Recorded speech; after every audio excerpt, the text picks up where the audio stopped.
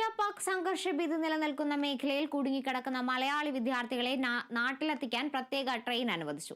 കേന്ദ്രമന്ത്രി സുരേഷ് ഗോപിയുടെ ഇടപെടലിനെ തുടർന്നാണ് റെയിൽവേ മന്ത്രാലയം ട്രെയിൻ അനുവദിച്ചത്. വിവരങ്ങളുമായി അനീഷ് ആന്റണി ചേരുന്നുണ്ട്.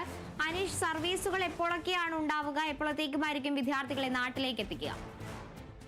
അതിനെക്കുറിച്ചുള്ള കൂടുതൽ വിവരങ്ങൾ ഇപ്പോൾ ലഭ്യമായിട്ടില്ല കാത്തു. എന്തായാലും ട്രെയിൻ അനുവദിച്ചു എന്നുള്ള വിവരമാണ് ഇപ്പോൾ വരുന്നത്. അത് കേന്ദ്ര സഹമന്ത്രി സുരേഷ് ഗോപി റെയിൽവേ മന്ത്രിക്ക് കത്തയക്കുകയായിരുന്നു. ഇത്തരത്തിൽ മലയാളി വിദ്യാർത്ഥികൾ നിരവധി ഈ ഇന്ത്യ പാക് സംഘർഷത്തെ തുടർന്ന് പഞ്ചാബിലും ജമ്മുവിലും ഒക്കെയായി കുടുങ്ങിക്കിടക്കുന്നു, അവർ നാട്ടിലെത്തിക്കണം എന്ന് കാണിച്ച് ഒരു കത്തയക്കുകയായിരുന്നു. ഈ കത്തിന്റെ അടിസ്ഥാനത്തിലാണ് റെയിൽവേ മന്ത്രാലയം അടിയന്തരമായി ഒരു ട്രെയിൻ കേരളത്തിലേക്ക് അനുവദിച്ചത്. ഈ ട്രെയിനിൽ ജമ്മു, ശ്രീനഗർ, അതുപോലെ ബാരാമുള്ള, പഞ്ചാബ്, ജലന്ധർ തുടങ്ങിയ സ്ഥലങ്ങളിൽ നിന്നും ഡൽഹിയിലേക്ക് എത്തിയ വിദ്യാർത്ഥികളെയാണ് ഈ ട്രെയിൻ മാർഗം നാട്ടിലെത്തിക്കുക. സുരേഷ് ഗോപിയുടെ ഇടപെടലിനെ തുടർന്നാണ് ഇത്തരത്തിലൊരു ട്രെയിൻ അനുവദിച്ചത്. കഴിഞ്ഞ ദിവസം ഉന്നത വിദ്യാഭ്യാസ മന്ത്രി തൃശൂർ പ്രസ് ക്ലബിൽ ഒരു വാർത്താ സമ്മേളനത്തിൽ പറഞ്ഞിരുന്നു, പഞ്ചാബിൽ മാത്രം 700-ലധികം കുട്ടികൾ കുടുങ്ങിക്കിടക്കുന്നു എന്നാണ് പറഞ്ഞത്. അതുപോലെ ജമ്മുവിലും അത്തരത്തിൽ വലിയ രീതിയിൽ വിദ്യാർത്ഥികളുണ്ട്, മലയാളി വിദ്യാർത്ഥികൾ അവിടെയുണ്ട്.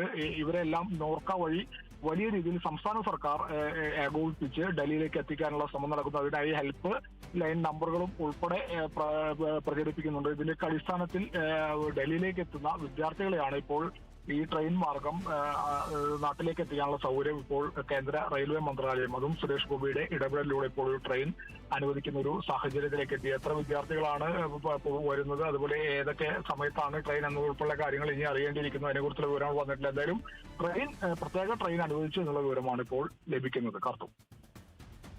ശരി, അനീഷ് ആന്റണി തുടരുക. മറ്റൊരു വാർത്തയുമായി ബന്ധപ്പെട്ട വിവരങ്ങളും കൂടി അറിയേണ്ടതുണ്ട്.